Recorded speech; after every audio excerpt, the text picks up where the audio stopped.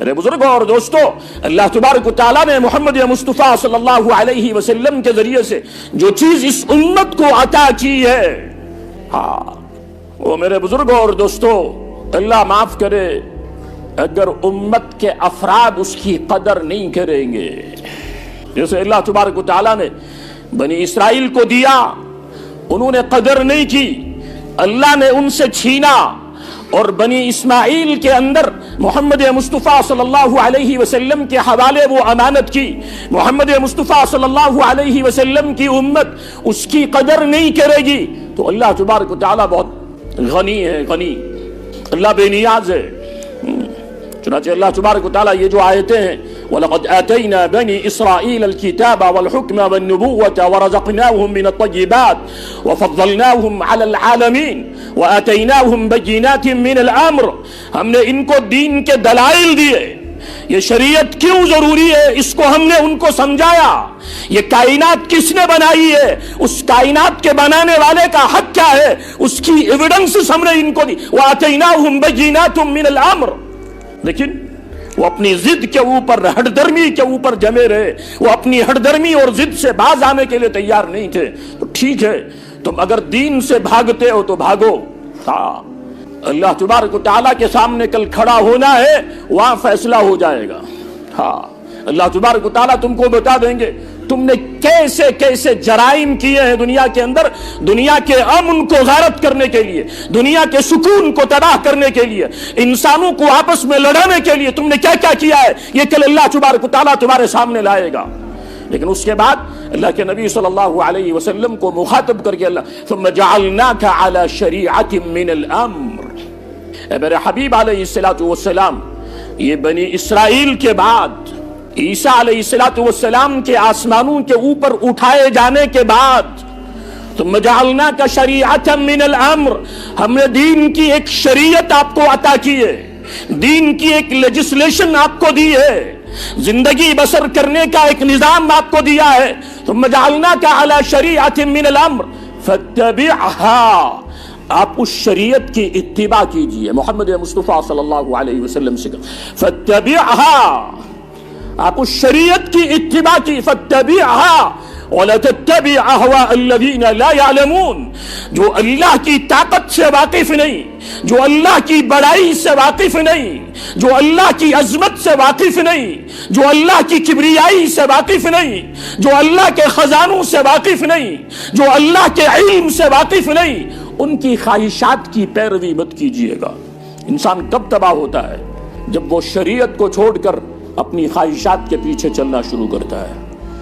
ثم جعلناك على شريعة من الأمر فاتبعها ولا تتبع أهواء الذين لا يعلمون، ان کی پیروی مت کیجیے گا جو اپنی خواہشات کے بندے ہیں۔ اسی لیے ایک جگہ قرآن نے کہا افرأيت من اتخذ إلهه هواه فأضله الله على علم، اے میرے حبیب علیہ الصلوۃ والسلام، کیا آپ نے اس شخص کو دیکھا جس نے اپنی خواہش کو خدا کا درجہ دیا ہوا، جس طرح خدا کی پیروی کرنی چاہیے، خدا کے دین کی پیروی کرنی چاہیے، اسی طرح وہ خواہشات کی پیروی میں لگا ہوا ہے۔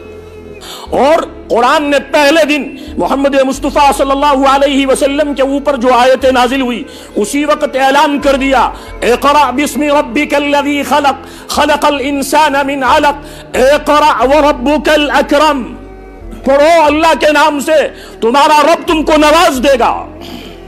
کامیابی یہاں ہے، کامیابی اللہ کے دین کے اندر ہے، کامیابی اللہ کی ماننے میں ہے، کامیابی اللہ کی شریعت میں ہے۔ اللہ کی شریعت کو تسلیم نہیں کرو گے، دنیا کو جہنم بنا کے رکھ دو گے۔ اس لیے میرے بزرگوں اور دوستوں، مسلمانوں کے پاس جو پوری انسانیت کا علاج تھا، پوری انسانیت کی دوا تھی، پوری انسانیت کے لیے اللہ تبارک و تعالیٰ نے جو مسلمانوں کو چیز عطا کی تھی، آج مسلمان خود اس سے دور ہے، دوسروں کی فکر کیا کرے گا؟ وہ فاقہ کش کی موت سے ڈرتا نہیں ذرا، روح محمد اس کے بدن سے نکال دو۔ کرنا کیا ہے؟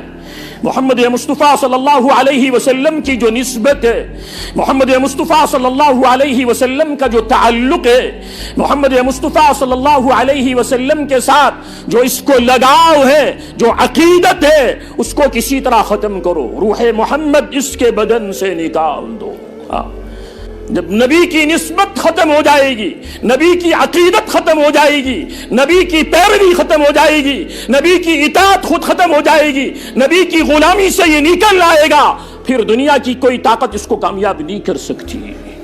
اس لیے میرے بزرگوں اور دوستو، اللہ تبارک و تعالیٰ نے جو نعمت دی ہے، دین کی نعمت، اور قرآن نے دین کو نعمت سے تعبیر کیا ہے، وَأَمَّا بِنِعْمَةِ رَبِّكَ فَحَدِّثْ، اے میرے نبی صلی اللہ علیہ وسلم، جو آپ کے اوپر نعمت کی برسات ہے، اس نعمت کو لوگوں کے سامنے کھول کھول کے بیان کیجیے۔ وَأَمَّا بِنِعْمَةِ رَبِّكَ فَحَدِّثْ الْيَوْمَ أَكْمَلْتُ لَكُمْ دِينَكُمْ وَأَتْمَمْتُ عَلَيْكُمْ نِعْمَتِي، آج کے دن میں نے اپنا دین آپ کے اوپر مکمل کیا اور اپنی نعمت کو آپ کے اوپر تمام کیا۔ وَأَتْمَمْتُ عَلَيْكُمْ نِعْمَتِي۔ اس لیے میرے بزرگوں اور دوستو، یہ جو پچھلی قوموں سے غلطیاں ہوئی کہ اللہ کے دین کو بھلا دیا، اللہ کی شریعت کو بھلا دیا، انسانوں کے ساتھ اللہ نے جس خیر کا، جس بھلائی کا معاملہ کرنے کا کہا، میرے بزرگوں اور دوستو، جب ان انسانوں نے ان چیزوں کو چھوڑ دیا، اس کے نتیجے میں وہ قوموں کی قومیں صفحہ ہستی سے مٹ گئی۔ اس لیے ضرورت کس چیز کی ہے کہ اللہ نے جو نعمت دی ہے، میں اس نعمت کا مالک نہیں ہوں، یہ نعمت میرے پاس بطور امانت ہے، مال میرے پاس امانت ہے، صحت میرے پاس امانت ہے، علم میرے پاس امانت ہے، ذہانت میرے پاس امانت ہے، اس امانت کو میں اس طرح خرچ کرتا رہوں جس طرح اللہ تبارک و تعالیٰ اپنے بندوں سے مطالبہ کرتے ہیں۔ یہ میری ملکیت نہیں، تو اللہ تبارک و تعالی ہم سب کو سمجھنے کی توفیق عطا فرماوے، اور اللہ تبارک و تعالی ہم سب کو عمل کی توفیق عطا فرماوے۔